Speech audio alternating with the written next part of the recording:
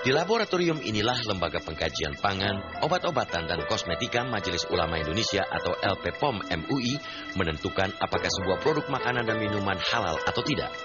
Setelah melalui berbagai tahap penelitian di laboratorium milik Institut Pertanian Bogor ini, barulah sebuah produk makanan atau minuman dinyatakan layak tidaknya mendapat sertifikat halal.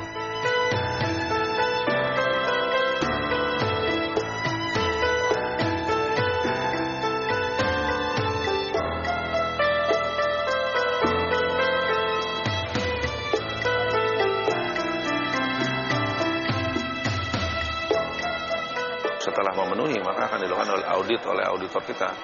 Auditor kita yang melakukan audit harus 2 orang minimal ke perusahaan itu.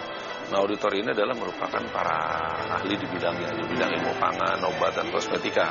Jadi mereka yang sudah kita training, yang juga sudah memiliki kompetensi sebagai auditor, memiliki pengetahuan tentang pengetahuan pangan dan juga persyaratan halal. Nah, mereka melakukan audit 2 orang minimal. Dan setelah itu, mereka harus mempresentasikan, mempertanggungjawabkan hasil auditnya di dalam rapat auditor atau rapat ahli. Ya, di dalam rapat auditor itu ada sekitar lebih, kita punya di pusat saja ada sekitar 70 orang para auditor pusat. Di daerah-daerah rata-rata 20. Jadi dia harus mempresentasikan di dalam rapat auditor yang totalnya sekitar 70 orang. Nah, jika dia berhasil, tidak ada pertanyaan yang muncul dalam rapat itu dan tidak perlu ada yang diklarifikasi, baru kita teruskan hasil auditnya ke rapat Komisi Fatwa Majelis Ulama Indonesia. Nah, di dalam rapat Komisi Fatwa itu anggota Komisi Fatwa sekarang sekitar 60 orang.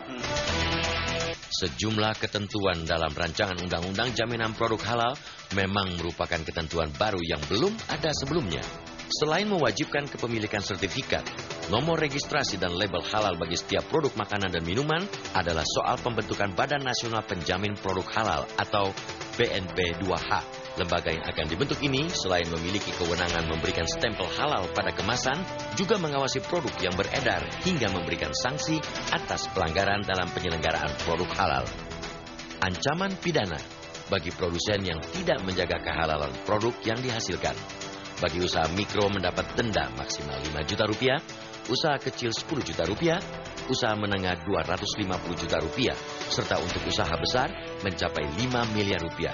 Sedangkan untuk hukuman penjara maksimal hingga 5 tahun kurungan. Unsur BNP 2H terdiri dari Kementerian Agama, Kementerian Kesehatan, Kementerian Pertanian, Kementerian Perdagangan, Kementerian Perindustrian, BPOM, MUI, serta lembaga pemeriksa halal. Lembaga baru ini akan berdiri hingga di tingkat kabupaten dan kota.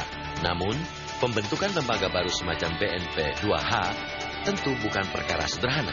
Diperlukan dana yang sangat besar untuk membentuk BNP 2H. Pemerintah harus menyiapkan semua kantor yang ada di kabupaten kota dan provinsi yang ada di Indonesia. Artinya harus menyiapkan sekitar 500 kantor di kabupaten kota dan 33 provinsi. Itu harus ada, dan itu memerlukan biaya yang tidak sedikit. Satu tempat mungkin bisa sampai 20-30 miliar.